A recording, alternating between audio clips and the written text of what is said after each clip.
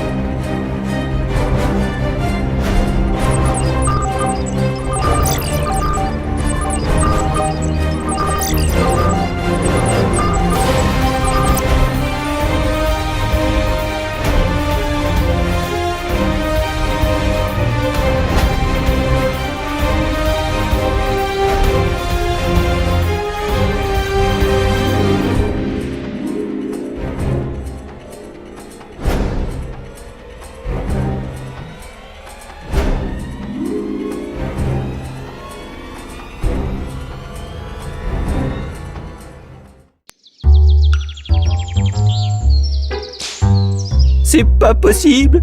J'arrive pas à y croire! Oh mon pauvre Pete, tu as l'air complètement abattu. Qu'est-ce qui se passe? C'est à cause de l'entraîneur. La semaine passée, il m'a promis que je serais le capitaine de l'équipe au prochain match.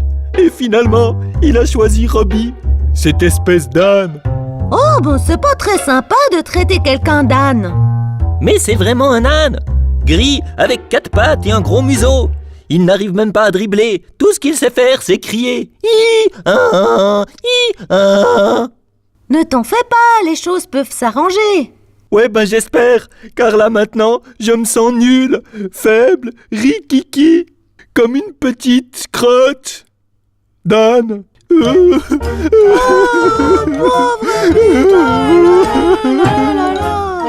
Mais qu'est-ce qui se passe par ici? Oh, je vois que ma petite taupe a besoin d'un gros câlin de maman poule. Mais arrête, Sid, tu vois bien que Pete est triste. Mais qu'est-ce qui t'arrive? J'ai été trahi par mon entraîneur, cette espèce de gros blaireau. Oh, ben ça, c'est pas très sympa de traiter quelqu'un de blaireau. Mais c'est vraiment un blaireau, noir et blanc, avec un gros ventre.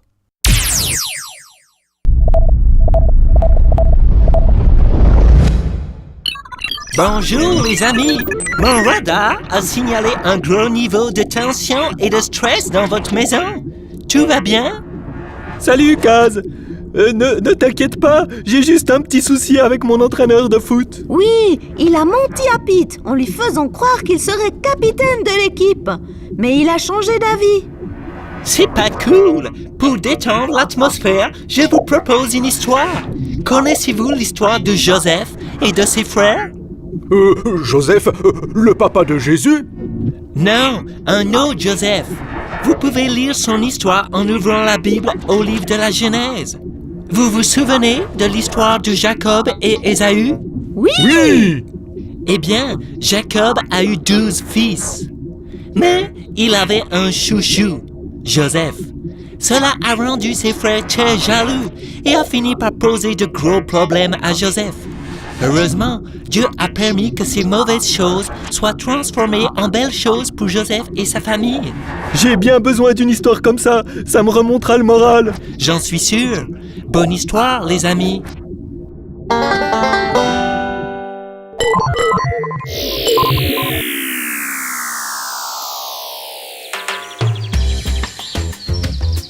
Regarde! Voilà ce chouchou de Joseph. T'as vu sa super veste? Ouais, encore un cadeau de papa. Et nous, comme d'habitude, on n'a rien. C'est pas juste. Ça peut plus continuer comme ça. Bonjour les frangins, ça va? Ouais, pas trop mal. Mais ça irait mieux si j'avais une belle veste comme la tienne. C'est papa qui me l'a offert. Au fait, je ne vous ai pas raconté le rêve que j'ai fait la nuit passée? Non mais raconte, je suis sûr que ça va nous intéresser. Nous étions tous dans les champs, en train d'arracher des gerbes de blé, puis, vos gerbes se sont prosternées devant la mienne. Trop cool, non? Et c'est pas tout, j'ai fait un deuxième rêve. Raconte. Dans celui-ci, le soleil, la lune et les étoiles se prosternaient devant moi. Incroyable! Trop génial!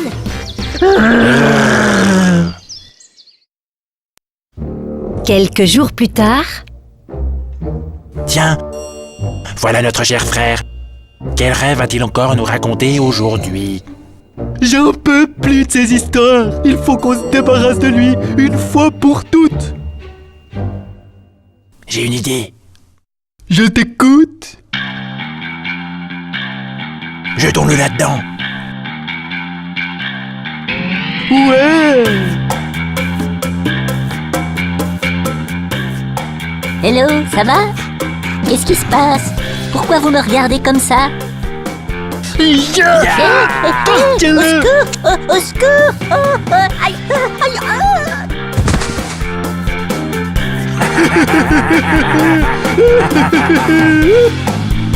Hello! Y'a quelqu'un? Attends, si quelqu'un le retrouve, papa, il va être fou furieux. T'as raison. Regarde qui arrive. Ce ne serait pas Gino Lamagoule, le vendeur d'esclaves? Hey, Gino, viens par ici. J'arrive. Que puis-je faire pour votre service? On a un esclave à te vendre. C'est intéressant ça. Je vais justement en Égypte, au grand marché annuel des esclaves. Où est-il? Dans le puits. On te le vend pour 20 pièces. Alors, tu acceptes ou pas? Marché conclu. Tenez, je vous offre même ces petits porte-clés en plus. Merci. Et pour mon frère? Oui, bien sûr. Voilà un autre petit porte-clés. Les bons comptes font les beaux amis, comme on dit. Qu'est-ce qu'on va dire à notre père? On ne peut pas rentrer sans donner des nouvelles de Joseph. On n'a qu'à lui dire que Joseph s'est fait attaquer par un lion et qu'on n'a rien pu faire pour le sauver. Pas bête. Ouf, on est enfin débarrassé de lui et de ses rêves stupides.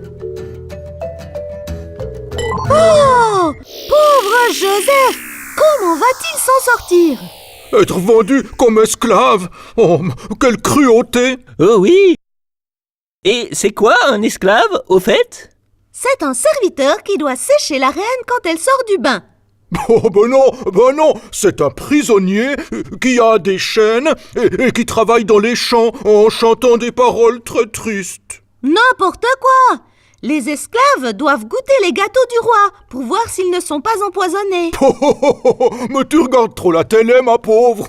Arrêtez! Vous ne savez pas de quoi vous parlez. Je préfère regarder ce que dit le bibloscope à propos de Joseph l'esclave.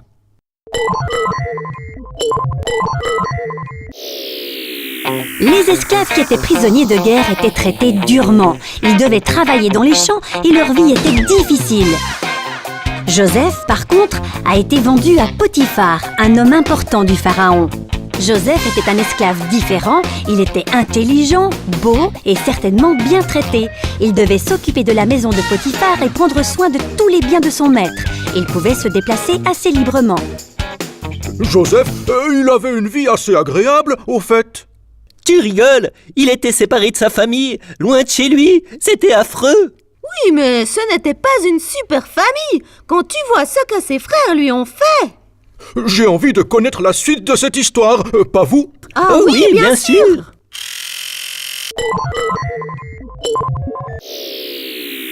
En Égypte, dans le palais du pharaon. Maître, quel petit déjeuner désirez-vous ce matin? Donne-moi des céréales. Beaucoup de céréales. J'adore ça. Avec du lait d'ânesse, c'est encore meilleur.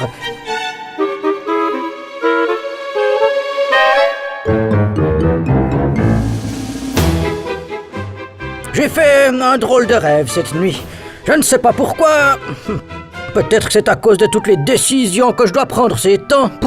Pharaon, c'est vraiment un métier difficile. Qu'avez-vous rêvé, maître? Il y avait 7 belles vaches, bien grasses, dans un pré. Et puis, 7 vaches toutes maigres sont arrivées et elles ont mangé les vaches grasses. C'est vraiment bizarre, non? Oui, maître. Attendez. Je connais quelqu'un qui peut certainement vous aider à comprendre la signification de ce rêve. Ah oui? Et qui? Il s'appelle Joseph. Il dit que Dieu lui a donné le pouvoir d'expliquer les rêves. Je peux le faire venir ici si vous le désirez. Ça m'intéresse. Donne-moi encore quelques céréales. Je vais finir mon petit déjeuner avant de rencontrer ce Joseph. Bien sûr, maître.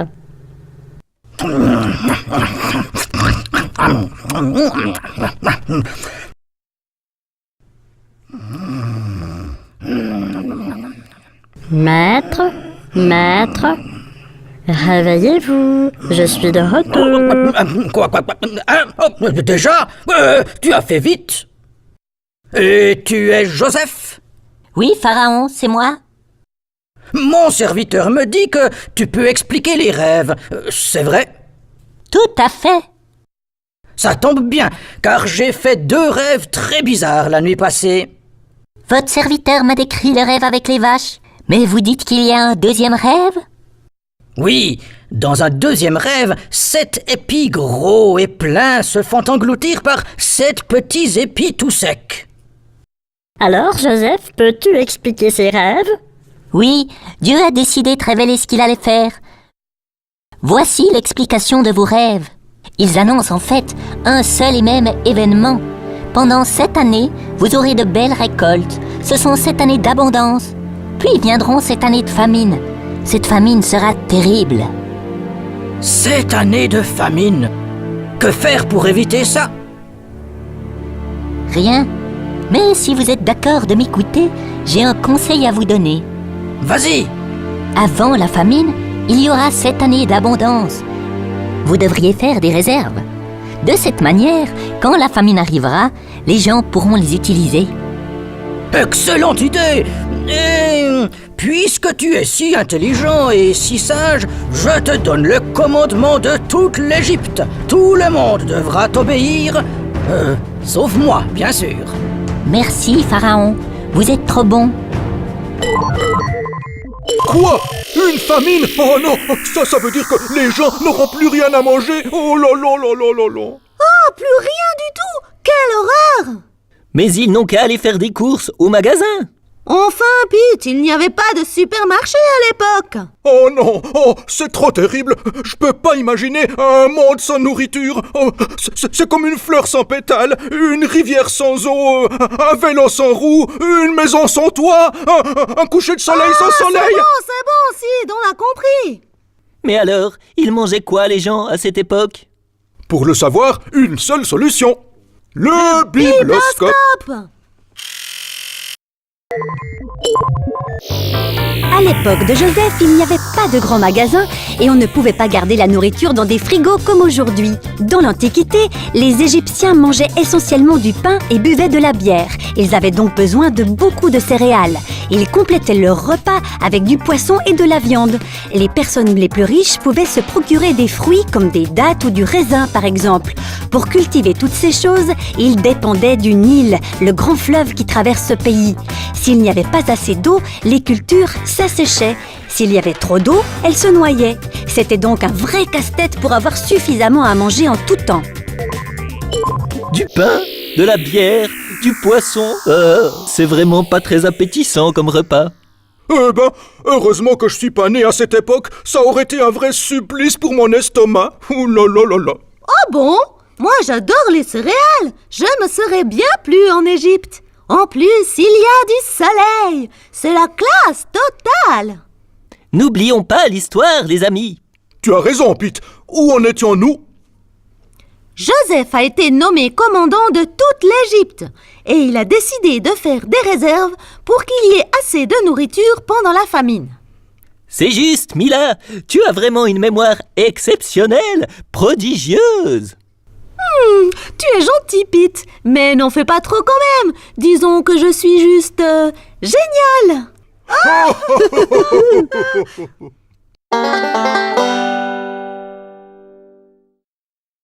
Quelques années plus tard, chez Jacob et ses fils. Comme Dieu l'a annoncé, la famine s'est installée et il n'y a plus rien à manger. Voilà, nous venons de manger notre dernier pain. Il n'y a plus de blé.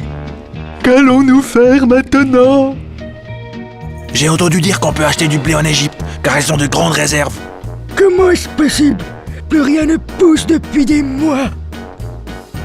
Il y a un gouverneur sur place qui a obligé les gens à mettre de côté une partie des récoltes pendant les 7 dernières années. Allons sur place, je prépare tout. Attends mon fils, je suis trop vieux pour faire un voyage comme celui-ci. Et je ne veux pas que Benjamin, l'unique fils qu'il me reste de Rachel, vienne avec vous. Mais enfin, papa, nous avons besoin de ce blé. J'ai déjà perdu Joseph. Et j'ai failli mourir de chagrin. Si je perdais Benjamin, je ne survivrais pas. Ok, nous irons sans toi alors. Garde Benjamin près de toi et nous rapporterons du blé. D'accord. Je vous fais confiance, mais ne me décevez pas cette fois. Promis, papa. À bientôt.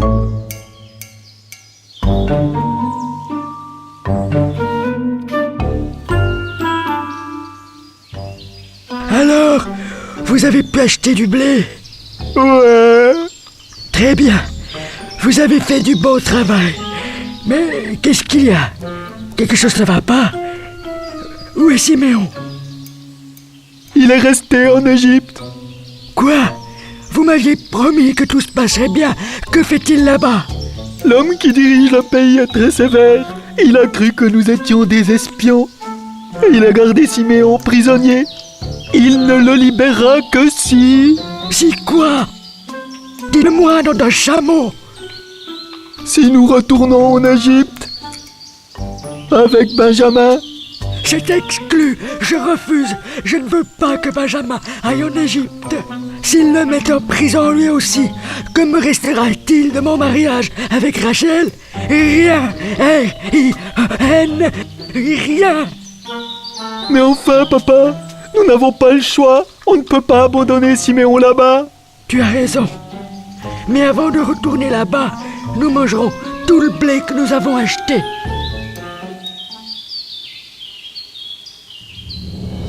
Quelques mois plus tard, tous les fils de Jacob partent pour l'Égypte. Jacob est inquiet. Reverra-t-il Benjamin, son fils bien-aimé?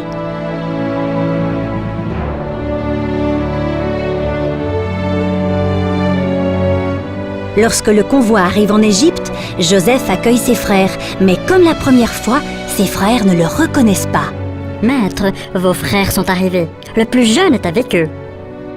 Très bien, libère le prisonnier et donne-leur du blé. Pendant que tu y es, mets ma coupe d'or dans le sac du plus jeune des frères. Votre coupe? Mais enfin, maître, c'est un trésor très précieux. Fais comme j'ai dit. Tu peux t'en aller maintenant. Ok. Benjamin, ça fait si longtemps. La dernière fois que nous nous sommes vus, tu marchais encore à 4 pattes.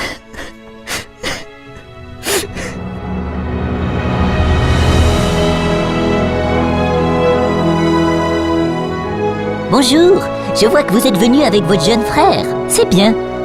Vous pouvez récupérer le prisonnier. Mes hommes vont remplir vos sacs de blé et vous pourrez rentrer chez vous. Sa Majesté est trop bonne. Merci, merci. C'est bon, vous me gênez. Mais surtout, vous me chatouillez avec vos bisous. Allez-vous-en d'ici. Quelle générosité! Il est sévère, ce gouverneur, mais on ne peut pas dire qu'il soit radin. Pas comme toi, la dernière fois que tu m'as donné quelque chose, c'est un coup de pied au derrière. Arrêtez de vous battre. Pensez plutôt à notre père qui doit être mort d'inquiétude. Nous avons le blé et Siméon avec nous. Ne perdons pas de temps. Oh non, zut! Regardez qui arrive! Un soldat! Bonjour mes petits bonhommes. Je dois vérifier vos sacs. Ordre du gouverneur. Commençons par vous. Rien à déclarer? Non, à part du blé, bien sûr. Bien sûr, bien sûr. Très bien. Au suivant. Rien à déclarer? Non, à part du blé, bien sûr. C'est ça, c'est ça. C'est bon. À vous maintenant. Je n'ai rien à déclarer. Mais attendez que je pose la question. Rien à déclarer? Non. Et ça, qu'est-ce que c'est? Je ne sais pas. Je vous le promets, ce n'est pas moi qui ai mis cette coupe dans mon sac. Ils disent tous ça, c'est pas de ma faute. Venez avec moi, on verra ce qu'en dit le gouverneur.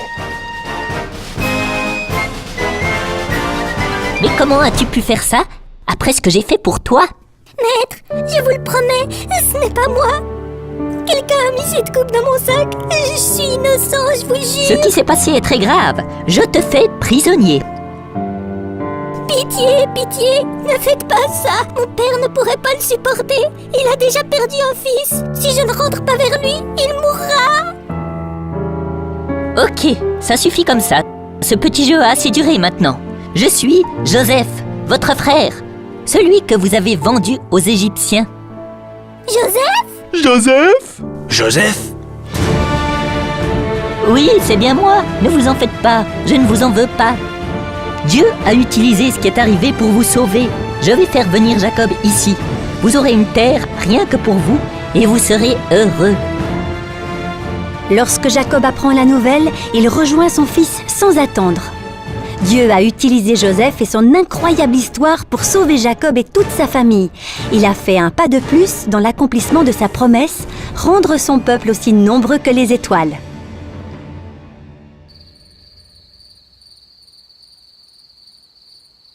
Tu vois, Pete, parfois on ne comprend pas tout ce qui nous arrive, mais Dieu contrôle tout. Il peut changer les choses qui nous semblent négatives en choses positives.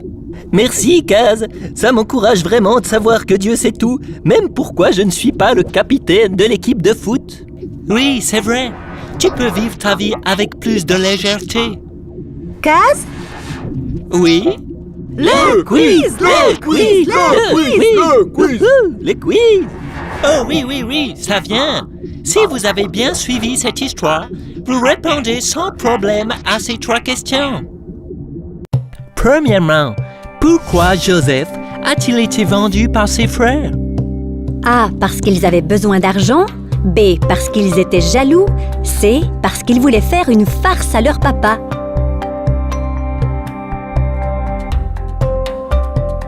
C'est la réponse B. Les frères de Joseph étaient vraiment terribles. Pourtant, à la fin, Joseph leur a pardonné. Il ne leur en veut pas. Cela a certainement été très difficile pour Joseph. Mais il a compris que Dieu savait tout et cela l'a sûrement réconforté. Voici la deuxième question. Comment est-il devenu le gouverneur d'Égypte?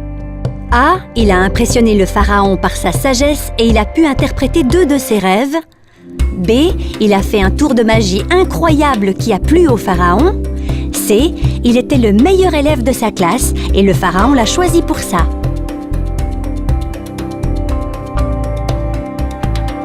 Joseph a reçu un don exceptionnel.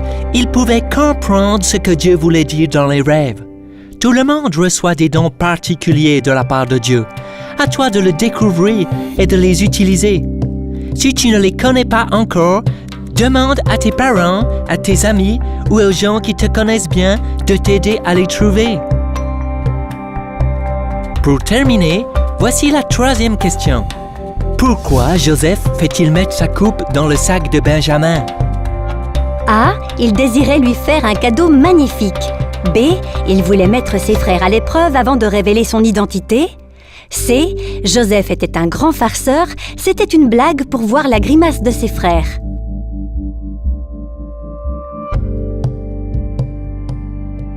La bonne réponse est la réponse B. Joseph a beaucoup souffert à cause de ses frères. Il était très ému de revoir Benjamin. Il n'était sûrement pas facile pour lui de révéler son identité, car il était devenu un personnage très important. Mais finalement, il a laissé la vérité éclater au grand jour, ce qui a été un grand soulagement. Voilà, les amis. Vous pouvez relire cette histoire dans la Bible. Il y a encore beaucoup de choses à découvrir. Oh, c'est vrai? Chouette! Je crois que je vais relire ce texte avant de dormir ce soir.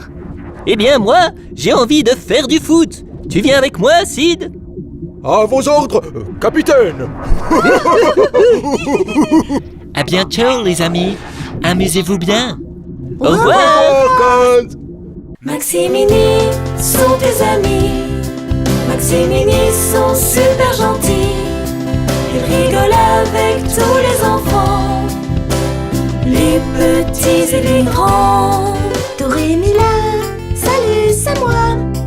Je suis Mila, je chante et j'aime ça. J'aime consoler mes amis avec des cadeaux.